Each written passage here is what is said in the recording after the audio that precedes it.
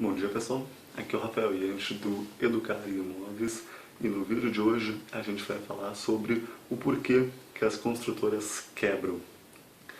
Então, quando eu era menor, eu sempre via os prédios e ficava me perguntando como é que era possível as construtoras quebrarem.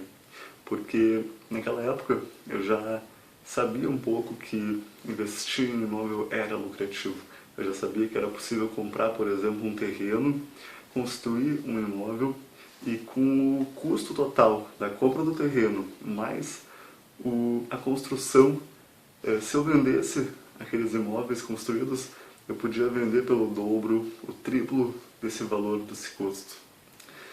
Daí eu ficava me perguntando como é possível que elas quebram, porque é muito lucrativo. Imagina, a gente vai ganhar o dobro, o triplo do valor. E daí um dia os meus pais me explicaram que os mesmos motivos que fazem uma construtora quebrar são também os motivos que fazem um banco quebrar. Então na época os dois trabalhavam no banco e eles me explicaram que um banco ele é muito lucrativo, porque ele pega o teu dinheiro, ele pega o dinheiro que a gente coloca na poupança, por exemplo, e empresta. E quando a gente coloca o dinheiro na poupança, o banco nos dá um retorno, juros de 0,5% ao mês, aproximadamente. E quando ele empresta às vezes pelo dobro, o triplo do valor de juros. E então isso é muito lucrativo para os bancos. Mas o fator básico que faz com que um banco quebre são também os fatores básicos que fazem com que uma construtora quebre. Esse fator são os riscos.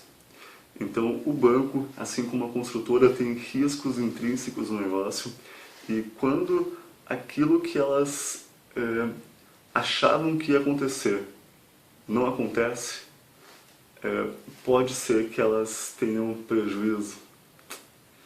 Então, esse vídeo aqui eu estou querendo trazer algum dos fatores que fazem com que uma construtora quebre. Assim, se você está pensando em construir ou já vem construindo, pode começar a observar esses riscos um pouco mais de perto para tentar evitar eles ao máximo. E o primeiro risco que eu quero trazer aqui é o excesso de alavancagem. Então, quando um construtor vai construir, e se ele já é grande o suficiente, ele vai pegar empréstimo no banco para conseguir construir esse imóvel. E ao fazer esse empréstimo, ele está se alavancando, ele está construindo com dinheiro que não é dele. E ao fazer isso, ao fazer essa alavancagem, ele incorre em mais riscos ainda. E se tu faz isso de forma contínua e o que tu estava esperando não acontece, pode dar prejuízo, como eu já disse anteriormente. Outro fator que faz com que as empresas quebrem é a demora em sair esse financiamento. Então, muitas vezes, os bancos que emprestam esse dinheiro, eles precisam de um procedimento todo detalhado para conseguir liberar essa grana. E às vezes podem ocorrer atrasos nisso. E quando a empresa começa a ter atrasos no seu cronograma, as coisas começam a embolar, as coisas começam a ficar desorganizadas. E a desorganização é o próximo ponto. E existem vários níveis de desorganização. Então, uma empresa construtora, para ser lucrativa, ela primeiro tem que organizar muito bem que tipo de construção ela vai construir. Ela vai construir um imóvel para classe alta ou para classe baixa. E dependendo da região que você for comprar esse terreno para construir, você vai precisar fazer um empreendimento para classe alta ou para classe baixa. E é preciso ter uma análise muito precisa de que tipo de imóvel você vai fazer, para você não fazer um imóvel muito barato numa região boa e não fazer um imóvel muito caro numa região pobre. Então, começa nesse nível de organização. Outro nível de organização de uma empresa é na questão produtiva. Então, se a construtora não for eficiente em usar os materiais e usar a mão de obra da melhor forma possível, ela pode gastar muito mais na construção e acabar tendo prejuízo mais tarde, porque vai reduzir a margem de lucro. Então, a dica aqui é conseguir organizar melhor todas as etapas do processo para conseguir aumentar o lucro e reduzir os riscos. Bom, o próximo fator é os embargos das obras.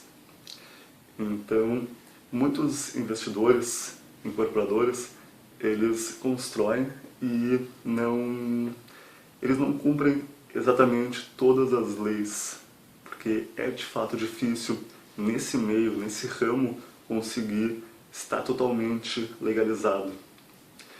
E a prefeitura, os órgãos, eles fazem vistorias nas obras e eventualmente as obras podem ser embargadas. E o embargo de uma obra pode fazer com que uma empresa quebre, ou o embargo de várias obras sucessivas pode fazer com que uma empresa quebre, porque os prazos começam a não ser cumpridos. E essa questão do prazo é o próximo item, que quando a empresa não consegue cumprir os prazos que ela dá,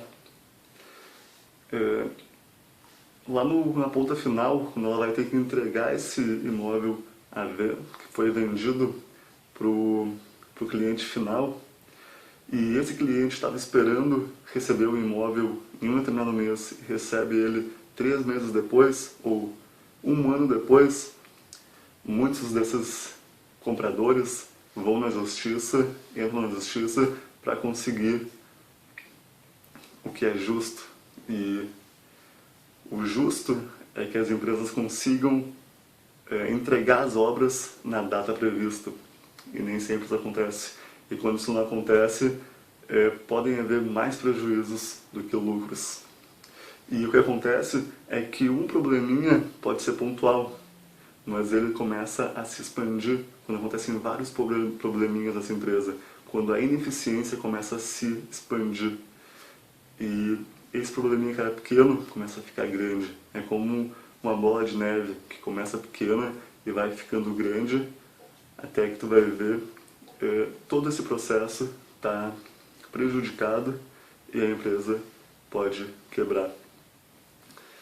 Mas a questão é que existem outros diversos fatores que podem fazer uma empresa quebrar.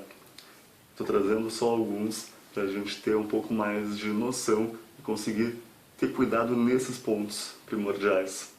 E com o tempo a gente vai cuidando outras coisas nesse negócio. Então, obrigado pela atenção. Se gostou do vídeo, deixa aqui embaixo um comentário dizendo o que achou. Assina o nosso canal do YouTube e a gente se vê no próximo vídeo.